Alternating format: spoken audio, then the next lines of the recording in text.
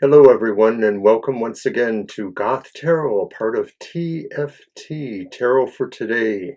Divine Dabblings with Oberon and Banshee, and Goth Tarot is my weekly show that explores the shadow sides of life, the issues that depress, confuse us, or even haunt us.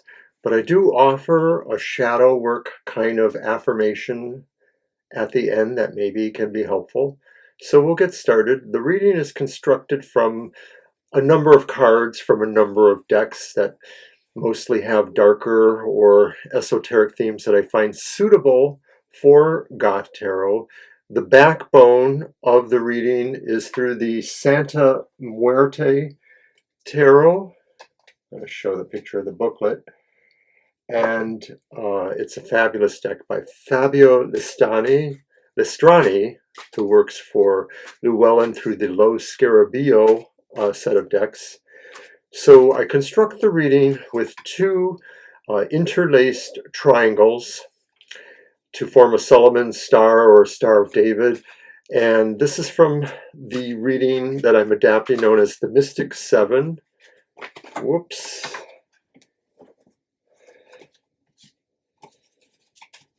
There are 7 points, 6 around the star, and then 1 in the center, and then the additional shadow work. So I'm going to get started, and I use exclusively the Santa Muerte for the first triangle, which is considered an ascending triangle. Let me give it one more shuffle here. And like I said, there are 3 points on the triangle. The first point, the ascending apex, is the dark design. What is the environment or general feeling right now?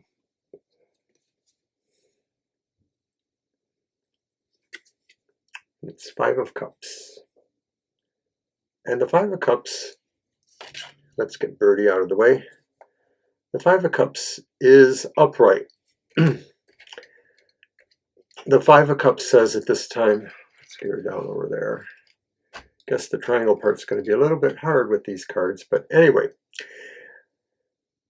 The 5 of Cups as a general feel right now says that maybe things feel truly more than half empty, less than half full. There seems to be a sense of depression or unhappiness, and maybe we feel we've lost some things. Maybe we feel we've lost people in our lives, or situations have worked against us in some ways. And so that's our general tone here. So the next card is the Dark Drama, the next point. And the dark drama talks about what the influences, the outside influences of others might happen to be. And it's the world. And so we'll put that point of the triangle there. Mr. Glare is going to be a problem today, I see. I love my friend, Mr. Glare. For goodness sake.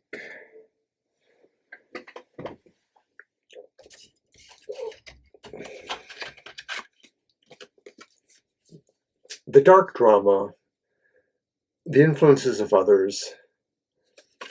Perhaps people feel you need to come due on complete some things. You know, there's a sense of wanting to perfect what you're doing here. I don't think it's about perfecting what's going on in the first card. No, it's not about that. It could be that others feel mutual cooperation and work on a project has led to completion, or that there's a cycle that has ended for you that others are seeming to want you to notice. Now, this could go in a lot of different ways, of course. I mean, maybe it means their time with you has ended, or maybe they see your time on your side with them ended. So let's move on to the next point, which is the dark destiny, the way that most likely things could move forward from this point. And it's the Hangman. And all these cards have been upright, so that's nice, because regular viewers know that sometimes I wage a winning or losing battle with that. And Mr. Spider wants to go away. So the dark destiny forward is that maybe we find we have to consider changing our principles, changing our feelings about things, what we're willing to give up, what we're willing to reconsider. That's a different kind of sacrifice. Change our minds in certain ways.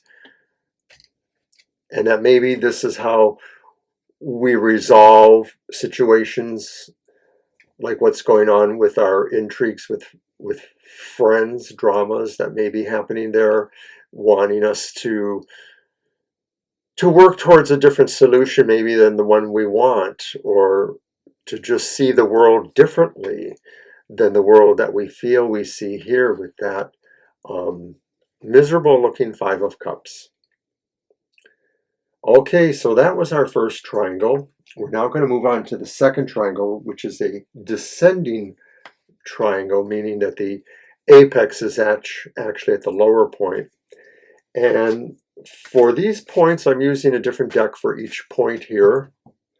So I'm using the Ghost Tarot to tell us about that point, which I call the dark shadows. It's about the things that haunt us. And these could be just totally mental anxiety constructs.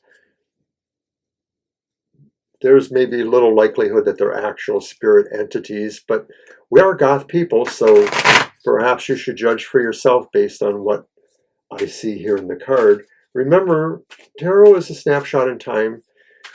I have to give out the occasional disclaimer that this is for entertainment purposes only, but personally, I do hope that you see resonances in the cards or feelings in the cards that clarify or help you understand your own thoughts. All right, so what is point 4? The dark shadows. It's the reversed Three of Pentacles. What haunts you is that you feel you have no honest partners, you have no one to really work with, despite what the drama card says about people wanting to work with you or seeing you working with them somehow in a collaboration. Maybe you don't really feel that's true, and maybe that's because it did fall into that position of an outside influence.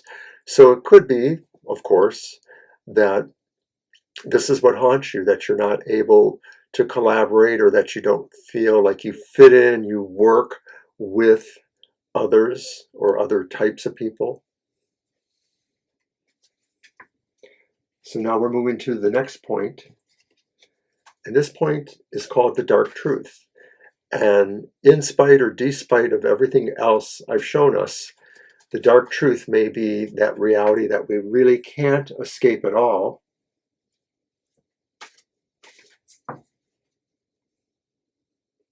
The thing that's really there, the thing that we must consider as truth. So I'm using the Night Sun Tarot, and by the way, that's also another deck that's been drawn by Fabio Listrani for Lo Scarabeo. And the Night Sun Tarot I've had for a number of years. I really like it. It sort of speaks to a sense of perspectives, different ones that could be there. So from this deck, the Night Sun Tarot,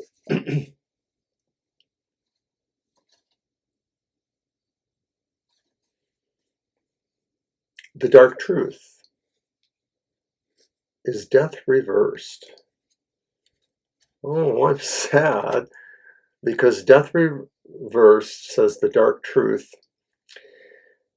indicates an inertia, a struggle with movement, a feeling of despondency, depression, of course, stagnation, non-motivation.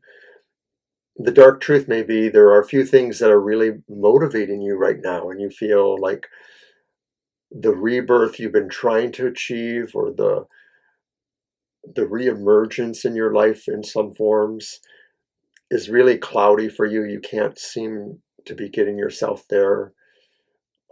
Things are really depressing you too, perhaps, this overall situation, what haunts you, realizing you're not fitting in, yet other people are trying to possibly manipulate you and tell you what you should be doing, that outside influence.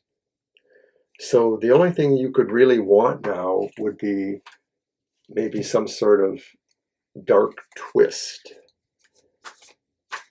an unexpected thing of destiny that maybe can give another energy, a focus that needs to happen, or just provide some sort of context to everything that's going on here. So the dark twist is the sixth point, completing the descending triangle. And I take this card from the Black Tarot. And the Black Tarot is very black. That's all I can say. It would be a suitable card to use for maybe spirit readings of different sorts. Let's give it one more good roll here.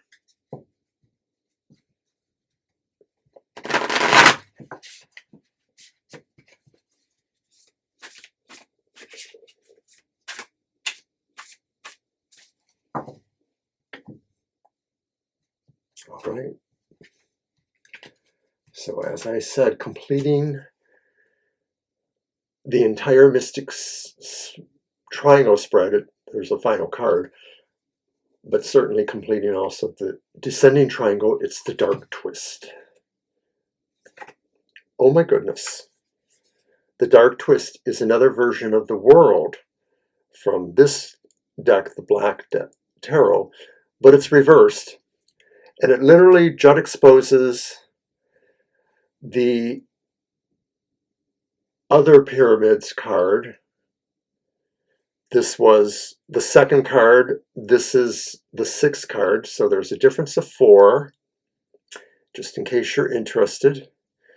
And the dark twist, the world reversed, says things perhaps will come to light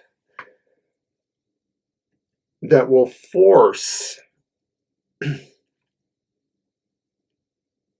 a sense of trying to perfect or settle with the differences of non-perfection in what these tasks are, what the world ultimately means, completing cycles, moving ahead in certain ways. So that's the dark twist, I think, is that something pretty big could happen that would really say, you have to go back and focus on these goals or these situations. I don't think it has anything to do with the outside influences. It may be in spite of them. I'm not sure. Perhaps you guys have an idea where that plays into your life. So I'm going to complete the Mystic 7 by laying our 7th card in the center. And the 7th card, I call that the Dark Gift. And it can be viewed as a resolution to the entire reading. But I'd rather think of it as the kind of gifts or insights, special knowledge or abilities, skills, resources that can possibly surprise us, or just we know would really make some sort of difference in all of this, achieving a better solution or seeing our way through this cycle. And I used the Crow's Magic Tarot for that. This was our Old Coven's Coven Tarot. It belonged to us or to me, but I shared it in the Coven workings when we needed an answer. So now it's made its home here at Goth Tarot and TFT Tarot for today. What is our dark gift?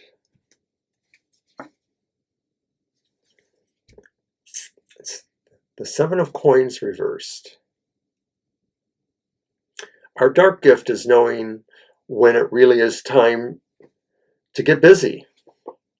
Our dark gift says sometimes we can look at these things that were stagnating us and sort of putting us at a pause, but then somehow we know we can achieve, we can work ourselves back up, not into a frenzy, but work ourselves into finding solutions and working on things. The Seven of Coins reverse says, look at what you've done so far and bring it all the way through. That despite what others say about what you've been accomplishing or haven't been able to accomplish, or how well you don't work with others or the things they want you to work on, you are able to have a body of work around you, a sense of what you have accomplished, what your energies or resources can bring here, and you can achieve. You just need to think about the timing here. Seven of Coins maybe is talking about timing a little bit. Your dark gift is knowing when to apply this energy to just bringing it on home. So I think that's really nice. And I think we'll go right into our shadow work now. So let's just move the cards here.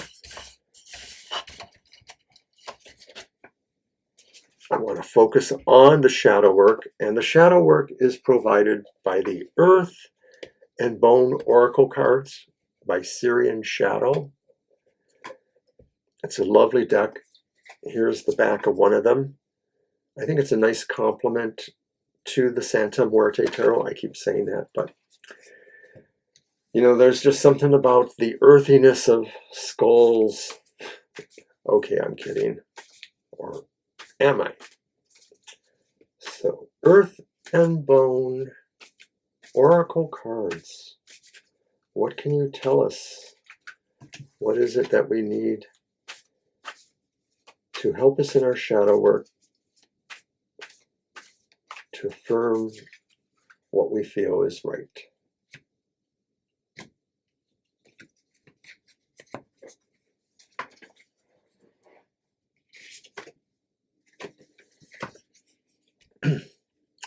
It's migration.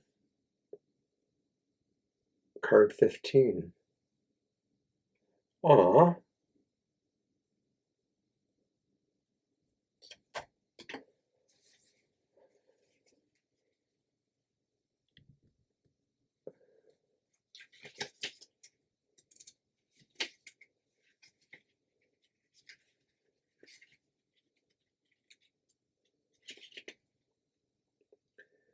Migration. Initiate. Beginnings. Freedom. Adventure. First step. Sometimes you have to take a gamble.